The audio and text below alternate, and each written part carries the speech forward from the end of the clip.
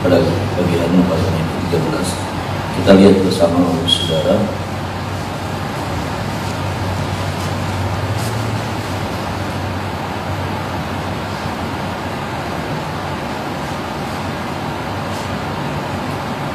Pada ayatnya yang ke-35 saudara.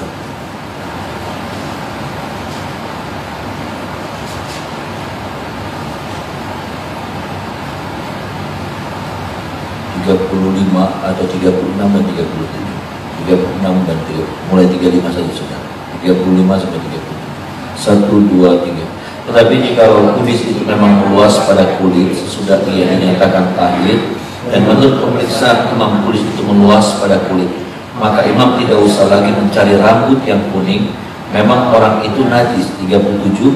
Tetapi jika menurut penglihatan imam kumis itu masih tetap dan ada rambut hitam tumbuh pada kumis itu, maka kumis itu sudah sembuh dan orang itu tahir, dan imam harus menyatakan. Saudara, pasalnya yang ke-13 berbicara tentang kusta, ya. Kusta kadang-kala dianggap menjadi satu penyakit kutukan Tuhan, tetapi sebetulnya bukan kutukan Tuhan, saudara, ya. Dianggap seperti itu karena orang yang menderita kusta hidupnya jadi berubah 180 derajat, ya. Hidupnya jadi susah, hidupnya jadi menderita, bukan hanya karena penyakitnya, tetapi dia harus dibuang dari keluarganya, dia harus diasingkan dari keluarganya, ya. Dia harus hidup sebatang kara, Bapak Ibu Saudara, ya. Tidak ada orang yang boleh peduli lagi dengan dia, ya, saudara, karena dia dianggap najis dan orang yang terbuang untuk selamanya. Penderitaannya itu berakhir nanti kalau kematian, saudara, ya. Orang kusta itu yang diharapkan adalah kematian, karena untuk menanti yang namanya kesembuhan itu sesuatu yang tidak mungkin, ya. Saudara, kita melihat di sini, Bapak Ibu Saudara, bagaimana ada penilaian-penilaian buat seorang imam menandakan bahwa orang itu kena kusta, ya. Kalau begini, kalau ada apa, kalau ada putih, kalau ada kuning, kalau ada bagaimana, ya, saya sudah bisa lihat secara detail di dalam Imamat pasal yang ke-13 ini, saudara. Dan itu sesuatu yang mengerikan sekali, saudara. Kalau pada permukaan kulit saya lihat kok ini aneh-aneh, ya, putih gitu, ya. Putihnya bukan panu biasa, tetapi ada apa gitu, ya, saudara. Maka saya harus secara sukarela, saudaraku, dan saya harus diwajibkan datang sama seorang imam, dan saya harus bilang, ini ada kulit begini nih, ya, tolong diperiksa, ya, saudara. Dan sesuatu yang sangat berita yang sangat paling tidak diharapkan kalau kemudian imam memeriksa saudara kulit, wah, kamu kena kusta, habis itu, saudara, habis hidup saya itu selesai, ya. Nah, yang saya mau ajak kita melihat bagus ayat yang ke-37 nih, saudara, ayat 37 atau mulai ayat yang ke-36 tadi. Dan menurut pemeriksaan imam, kudis itu meluas pada kulit, maka imam tidak usah lagi mencari rambut yang kuning, memang orang itu najis, ya. Kalau ada, katanya kalau ada satu orang yang kena kudis, saudaraku, dan kemudian kudisnya itu meluas pada kulit, tambah gede gitu, tambah melebar, ya, tambah hari tambah meluas, saudara, maka dia sudah langsung dinyatakan bahwa dia itu kena kusta. Tetapi ayat 37 ini yang kita mau lihat, 37.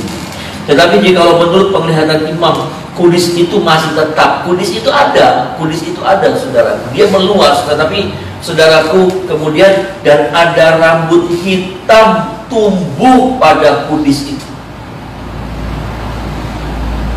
maka kudis itu sembuh dan orang itu tahir, dan imam harus menyatakan dia tahir hanya karena ada satu rambut hitam tumbuh pada kulit itu. Sudah ngerti kan? Ya. Ini nih kudis nih, ya, sudah kudis nanti ditunggu berapa lama dia harus datang lagi sama imam. Nah, imam melihat begini, kok kudisnya tambah gede, melebar, gitu, saudara. kudisnya melebar, wah kusta ini, kamu kena kusta. Tapi katanya kalau pada kudis itu yang meluas, lalu kemudian imam melihat ada rambut hitam tumbuh di atas kudis itu, maka orang itu takut. Hanya karena satu rambut hitam tumbuh, orang itu bebas dari kusta. Orang itu dinyatakan tahir. Orang itu dinyatakan bersih, sehat. Hanya karena satu rambut yang tumbuh. Hidupnya yang tadinya harusnya berubah jadi hidupnya yang harusnya tadinya terbuang, saudaraku, ya imam bilang begini, kamu harus keluar dari kota, kamu harus keluar dari perkemahan, kamu najis. Habis itu hukuman mati, tapi belum mati gitu. Dia keluar dengan tidak bawa bekal, ya, nggak tahu mesti ngapain, nggak bisa berkomunik punya komunitas lagi, nggak ada yang mau deketin dia. Orang-orang yang dekat sama dia adalah orang-orang sesama penderita. Hanya karena satu rambut hitam yang ditemukan tumbuh pada kulit kudis yang kena kudis itu, maka imam harus bilang begini, enggak apa-apa, kamu enggak kena kusta. Maksud saya begini loh saudara, ternyata hal kecil itu bisa mengubah orang. Ada amin saudara? Hal-hal kecil bisa menyelamatkan orang. Hal kecil yang apa sih? Nggak ada guna, saudara, satu rambut hitam tuh bukan ada guna. Saya cuma diingatkan, ada banyak hal-hal kecil dalam hidup kita yang kita tidak hargai. Ada banyak hal-hal kecil dalam hidup kita yang kita anggap kecil, padahal itu sesuatu yang berarti sekali. Kalau rambut itu nggak tumbuh, satu rambut itu nggak tumbuh, habis hidup orang itu. Orang itu habis, selesai hidupnya. Hidup tapi mati, mati tapi hidup, gitu aja. Dalam hidup kita, saudara, ada banyak hal-hal yang kita anggap remeh-temeh. Ada banyak hal-hal yang kita nggak hargai dalam hidup kita. Ada banyak hal-hal yang kecil yang kita anggap kecil, tapi sebetulnya itu punya makna besar dalam hidup kita. Ada amin, saudara? Ada hal-hal yang kita anggap, aduh apa sih, nggak ada arti. Tapi kalau sampai itu nggak ada, itu pengaruhnya besar sekali.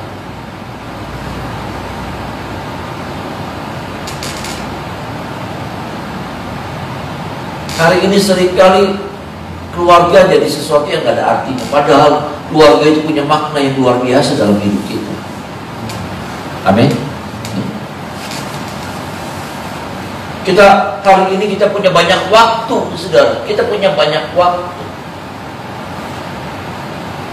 dan kita buang-buang waktu itu, saudara, karena kita anggap nggak ada arti, nggak ada arti. Padahal kan satu saat kita akan mencari satu detik dan kita nggak bisa temukan itu satu detik. Saya senang sama bola basket, saudara. Dulu saya suka nonton bola basket NBA. Ya sudah, itu saudara, hitungan cuma berapa detik, saudara, itu bisa menentukan itu tim kalah atau tim itu menang. Dia bisa lempar, saudara, cat gitu, dari jauh ya, saudara ya.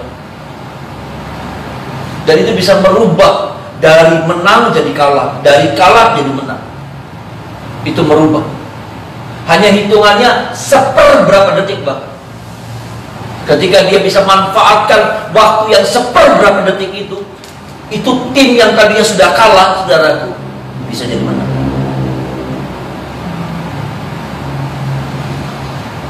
Kita banyak tidak menghargai hal-hal kecil yang kita anggap sepele, padahal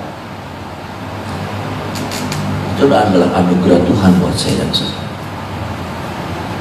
Amin.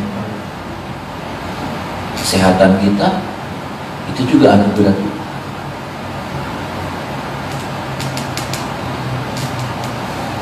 Kesempatan kita masih bisa kumpul ibadah seperti ini, buat saya ini anugerah Tuhan. Amin, saudara. Berapa bulan lalu kita cari yang begini. Dulu saudara, ibadah online, ya, ibadah online orang-orang sudah nggak tahan, pada datang sudah. Di hari Minggu tuh pada datang, walaupun nggak terlalu banyak, ya, tapi banyak. Ada beberapa loh, cukup banyak, ya belasan sampai puluhan gitu. Sampai nggak tahan orang. Sampai akhirnya Cirebon merah. Sampai saya bilang begini, saudara, minggu depan nggak boleh ibadah sampai gitu. Ya, pendeta yang harusnya ngajak-ngajak orang ibadah sampai yang melarang orang ibadah. Minggu depan jangan ibadah ya saudara ibadahnya online aja ya. Karena nanti takutnya didatangin, karena setiap kali kita online itu polisi datang saudara. Moto berapa banyak orang. Ya. Ada kakak saya duduk sebelahan sama istrinya, diusir, mesti pisahan. Coba. Ada banyak hal yang kita anggap sepele, nggak ada arti. Tapi ketika itu hilang, kita cari dengan mau bayar berapapun kita nggak bisa dapat. Itu saudara, kalau orang yang kena kusta tumbuh satu bulu apa sih saudara? Satu bulu apa? Ada harga. Saya bisa beli, saya bisa jual nggak satu bulu, satu rambut juga tak jual loh. Nggak ada yang beli kali saudara. Minta botakin nih rambut nih saudara. Nggak ada yang beli. Ini satu bulu, orang akan bilang begini, aduh tak bayar, sok siapa yang bisa nungguin satu bulu di kudisnya saya waktu itu saudara. Kasusnya nih, ya. Sok, siapa yang bisa tumbuhin? Saya bayar, saya kasih satu rumah. Bisa jadi begitu loh. Iya dong. Kalau nggak ada itu satu bulu tumbuh, hidup orang itu habis, selesai. Istrinya nggak bisa nyelamatin dia, istrinya nggak bisa sembunyiin dia dalam rumah. Anak-anaknya nggak bisa selamatin dia harus dibuang, saudara. Selesai hidupnya. Dia kematian itu sesuatu yang membahagiakan buat dia dan nggak tahu kapan dia mati. Bagus kalau dia keluar minggu depan dia mati, itu yang jadi harapannya. Tapi kalau dia nggak mati sampai tua, dia mesti ngais makanan sisa yang dibuang dari orang penting mungkin, dari orang terpandang, dari orang terhormat. Tapi kalau dia kena kusta, selesai hidup.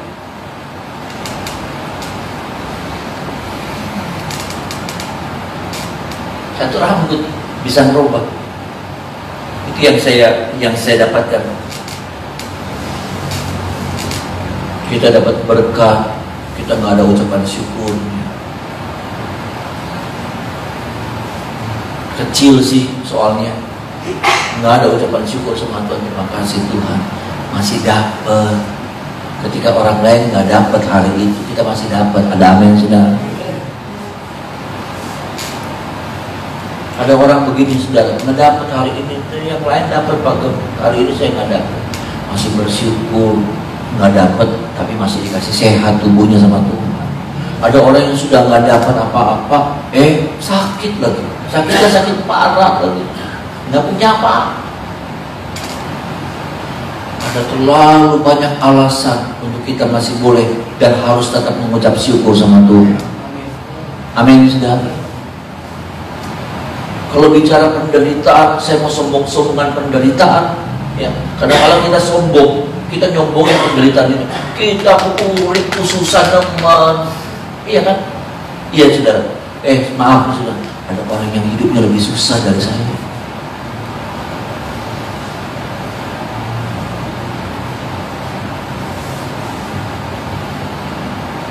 Cilik kita kok urip enak, tapi bisa mengkayaknya. Iya. Tapi ada orang-orang yang bukan cuma cilik sudah hidup terus melarat, menderita, punya papa mati apa.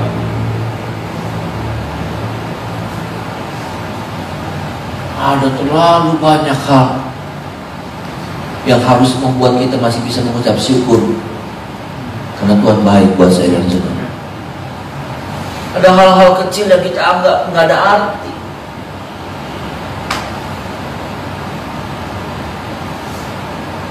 Kalau masih ada orang-orang yang kita kasihi di sekitar kita, itu juga anugerah Tuhan buat kita. Amin saudara.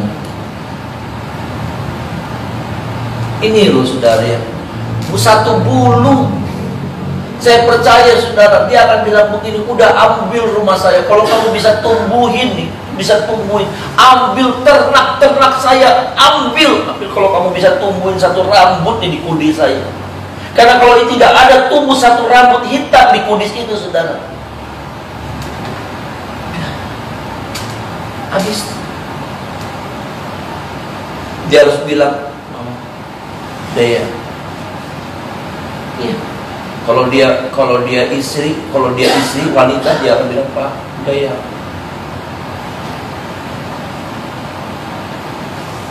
Dia baik-baik. Udah nggak bisa samaan. Dan zaman itu, kalau orang istri kena akusasi, suami udah bisa boleh kawinan. Kalau suaminya kena akusasi, istri boleh kawinan. Karena udah kayak mati sih, saudara. Kayak udah apa? Kayak udah mati tuh. Kayak udah mati, dianggapnya mati.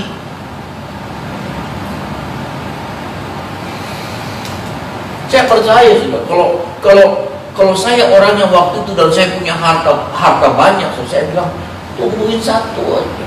Cilana yang bisa nggak tumbuhin satu orang? Kita kasih semuanya bersama Cilana. Iya. Karena buat saya satu rambut hitam tumbuh, aduh, saya akan bilang, aduh, gitu. Kalau sampai ada rambut tumbuh tuh ya, aduh.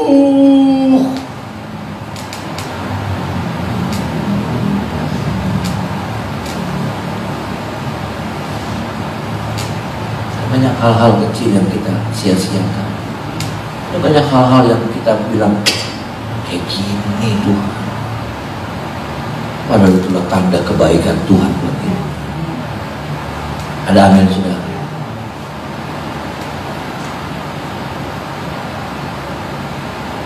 Tolong kita, saudara, ya, supaya di hari-hari ke depan kita semakin belajar, semakin menjadi anak Tuhan yang menghargai dan selalu mengucap syukur dalam segala keadaan apapun yang ada dalam hidup saya dan saudara.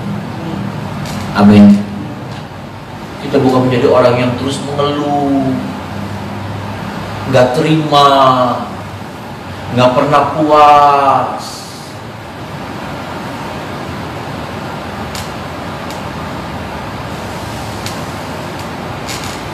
Selalu maunya kayak kemarin. Ya memang situasinya lagi begini. Ya kan, saudara? Ya sudah, jalani saja.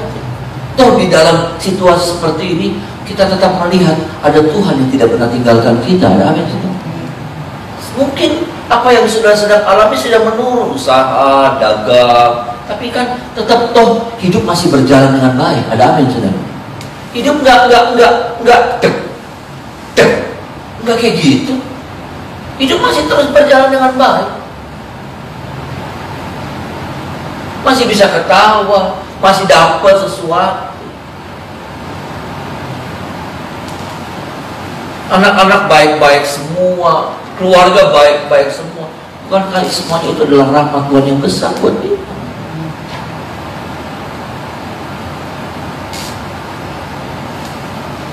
Belajar mengucap syukur saya juga. Firman ini buat setiap kita yang hadir pada pagi hari. Ya. Jangan bandingin kita dengan orang lain terus. Jangan bandingin kita dengan orang lain. Jadi akhirnya kita selalu siap gitu. Kita selalu kayak kurang.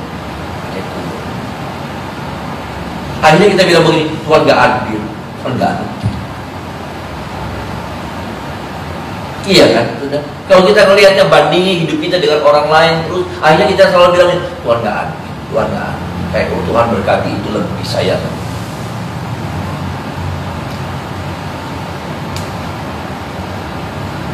Akhirnya apa? Keluhan kita menyakiti hati Tuhan. Kata-kata kita ini bikin kecewa hatinya.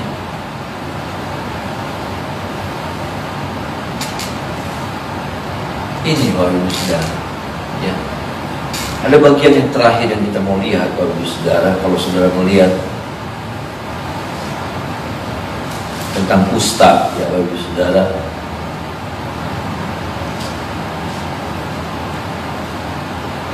tentang kusta, Bapak Ibu Saudara, bahwa di tidak usah kita baca ayatnya. Hal yang kedua, sudah kita lihat di dalam 2 Raja-Raja pasal 7, coba kita lihat bersama. 2 Raja-Raja pasal 7.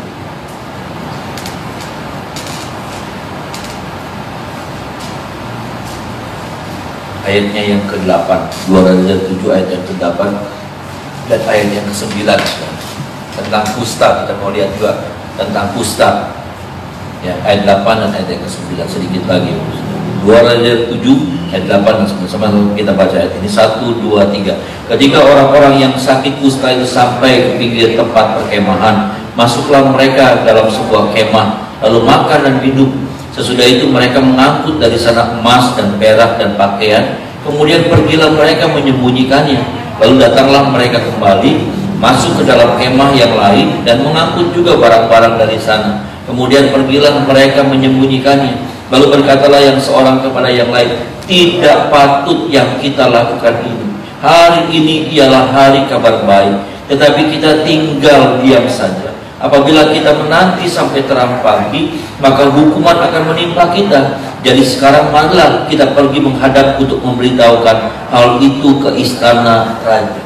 Saudara, saudara pernah dengar, pernah lihat kisah ini, Bapak Ibu Saudara, ya, zaman Elisa ada 4 orang kusta katanya, ya, apa namanya, Aram lagi menyerbu Israel, saudaraku, ya, dan bagaimana Aram mengepung, ya, tutup itu, saudara, ya, tutup itu kerajaan, nggak ada suplai makanan masuk, sampai mengerikan sekali. Ya, sampai mengerikan sekali, saudara. Disitulah orang makan tahi, orang makan anak. Itu zaman ini. Orang makan tahi merpati katanya ada harganya. Jadi orang saking nggak ada makanannya, saudara. Tahi dimakan, tahi burung merpati dimakan, dijual. Mau beli nggak? Dibeli. Orang yang katanya ada anak yang dibunuh, yang ibu-ibu dia janjian, saudaraku, saking laparnya. Jadi pribadi, ya udah sultan dulu. Ya, kalah berarti anaknya saya yang disembelih dulu, dimakan sama-sama. Ngeri banget. Dan satu saat Tuhan buat satu mujizat, saudara. Ya, ada sebuah suara derak kuda yang sangat banyak yang orang Aram dengar. Ya, tentara Aram dengar, sampai mereka ngiprit, ya, bahasa itu ya tuh ngiprit juga. Ya, mereka udah gak sempat beresin kemah, mereka buru-buru. Nah, itu Tuhan tuh hebat, Tuhan kita luar biasa. Ada amin, saudara. Tuhan kita tuh hebat dan luar biasa. Sampai tentara Arab ini udah gak bisa nyelamatin mereka, buru-buru mau nyelamatin nyawa mereka, pergi kabur. Ada 4 orang kusta yang tinggal di luar kota, kan, di luar tembok. Ini kosong sih kemahnya. Akhirnya mereka coba deketin, iya kosong. Mereka menemukan makanan yang berlimpah sekali. Tentara kalau mau perang tuh bawa makanannya yang harus cukup, saudara. Ya, makanan, suplai makanannya, ransumnya itu mesti banyak. Mereka menemukan banyak sekali makanan. Mereka ambil, mereka nikmati. Tapi kemudian di antara mereka nggak patut yang kita lakukan ini. Ini hari baik. Kita harusnya kasih tahu sama penduduk kota. Kita harus lapor sama raja bahwa di sini ada kelimpahan. Akhirnya mereka lapor. Disitulah kemudian lewat 4 orang kusta, kelaparan dirubah jadi kelimpahan. Ada amin, saudara. Maksud saya begini, dari apa yang kita lihat, ya, kita bandingkan dengan cerita yang tadi tentang orang kusta. Keadaan kita tuh tidak boleh membuat kita, keadaan apapun yang kita alami tidak boleh membuat kita tidak bisa berbuat apa-apa. Amin. Ya. Kadang-kadang kita pakai situasi kita menjadi alasan. Menjadi alasan untuk kita nggak bisa berbuat sesuatu, ya. Alasan untuk membuat kita ya ribet. Hebat loh ini cerita tentang 4 orang kusta itu. Bagaimana mereka kusta, mereka terbuang, mereka dihina sama orang, tapi mereka nggak biarkan keadaan mereka membuat mereka tidak bisa berbuat apa-apa. Walaupun mereka kusta, mereka bisa nolongin jutaan orang yang ada di kota. Hebat itu. Mereka bisa nolongin orang sudah kelaparan, saudara, anak sendiri dimakan, bayangin, saudara. Orang sudah kehilangan pengharapan lewat 4 orang kusta ini. kota ini yang tadinya kelaparan sekarang ada dalam kelimpahan. Lewat 4 orang kusta. Kalau 4 orang kusta ini nggak pernah lapor, saudara, mereka akan tetap, ya kan, hitungannya kan bukan hitungan 1 hari saja sudah banyak yang mati tuh di kota. Kelaparan. Mereka sudah terkepung tuh berapa puluh hari.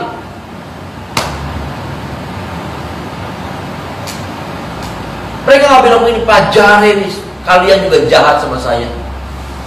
Kalian juga jahat nggak mikirin saya. Ya. Orang kusta ini akhirnya apa? Mereka nggak mau menikmati makanan itu, menikmati sendiri makanan itu kelimpahan. Mereka lapor. Supaya apa? Supaya apa yang ada di kota itu yang tadinya kelaparan berubah. Ada kelimpahan yang mereka bisa nikmati dulu. Dan kalau sakit kita, sakit boyok sedikit baik, dipakai jadi alasan. Kekurangan kita pakai untuk jadi alasan. Lalu hal-hal itu kita pakai alasan untuk kita nggak bisa berbuat sesuatu. Ya priben, kita lagi mungkin. Saya cuma mau tanya sama saudara, 4 orang kusta ini sembuh nggak dari kustanya? Enggak sembuh.